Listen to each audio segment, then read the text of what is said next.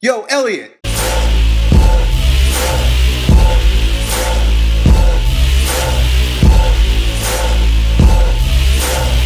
So we got this question from our buddy Andy. He's been training for a couple months now. He's doing real well, actually. He lost a lot of weight. He's pretty decent shape. He started adding squats to his routine. That's what he started doing a few months ago. He added squats to his routine, and he's doing 4 sets of 10. And he's wondering why his strength won't go up. So in the beginning, he was doing 4 sets of 10 with 135. And then he slowly started adding more 10-pound plates to the sides until he got to a sticking point. Now, 4 sets of 10 is just not working for him to build strength. Well, the very first thing you got to recognize, buddy, is that 4 sets of 10 is more of a hypertrophy weight training parameter. That rep set parameter, 4 sets of 10, is really high volume, and with that amount of volume, you're going to have a difficult time increasing intensity. There is there's sort of this seesaw where when volume goes up, intensity goes down. And when intensity goes up, volume's going to naturally have to come down. You just can't do a lot of heavy shit, for that much volume. So what you're gonna have to do is, now that your workout looks like this, right? It's a lot of volume, the intensity's fairly low, but you wanna increase your freaking intensity, you're going to have to, okay? So I'm going to give you, and I mean, there are a lot of simple ways to do that, right? And I've shared this over and over and over again. I give you my favorite strength training parameters, 3 sets of 3, 5 sets of 2, 6 sets of 1, this is the way I build strength generally. I use those parameters. Notice that it's no more than, 3 reps per set.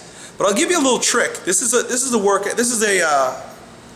I want to call it strength pause, rest pause. I'm calling it strength pause because I can't remember the name of, where I first learned it. But this is a really good technique that allows you to lift heavy for many sets in a single workout.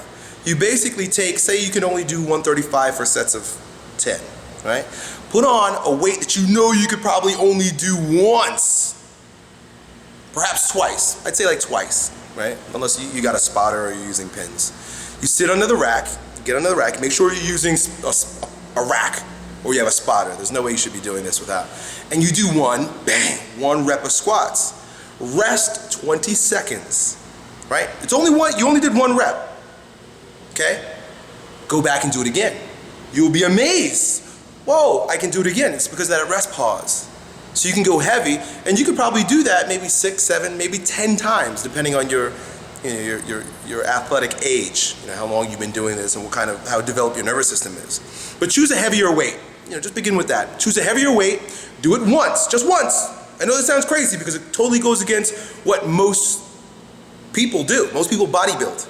That's how their introduction to the sport, to the world, to the lifestyle of lifting is usually introduced through bodybuilding. So you end up sticking with bodybuilding parameters your entire freaking life, and you never get stronger, you never get any of the things that you want outside of a little bit of hypertrophy that stales out anyway if you don't cycle it with strength. All right, so I'm just giving you a new idea. 185 perhaps, do it for a single rep, rest 20 seconds, single rep until you just can't do it again for a single rep. Do that once a week for the next 4 weeks, I guarantee you that weight's gonna go up, dude. Good luck. Yo, Elliot!